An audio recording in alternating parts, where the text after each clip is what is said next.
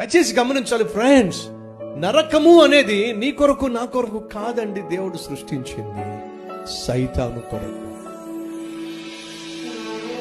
సాతాను కొరకు దేవుడు నరకాన్ని సృష్టించాడు. కానీ ఆ నరకానికి వాడు ఒంటరిగా వెళ్ళడం ఇష్టం లేక నిన్ను నన్ను మనల్ని బ్లాక్మెయిల్ చేసి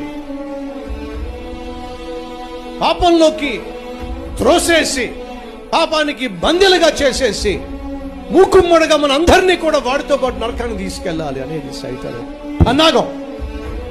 అర్థమవుతుందా? నరకము అనేది నీకోసం, నాకోసం, సాతాను కోసం. సాతాను కోసం దేవుడు నరకాన్ని సృష్టిస్తే సాతాను మాటలు నమ్మి ఎందుకయ్యా అనవసరంగా దేవుడికి దూరంగా జీవిస్తావు? నేను ప్రాణంగా ప్రేమించే దేవుడు ఉండగా, నువ్వు చేసిన ప్రతి పాపాన్ని క్షమించడానికి సిద్ధంగా దేవుడు ఉండగా, దేవుణ్ణి పక్కన పెట్టేసి సైతాను మాటలే నీ గుండె నిండా నింపేసి వాడి మాటలే వినేసి నీ జీవితాన్ని నాశనం చేసుకుంటే చివరికి వాడితో పాటు నువ్వు నరకానికి వెళ్లాల్సిందేగా. ఏ ఒక్కడు నశించుట దేవునికి ఇష్టం లేదు. కాబట్టే దేవుడు నీకు సమయాన్ని ఇస్తున్నాడు, నువ్వు రక్షించబడతావని చెప్పి.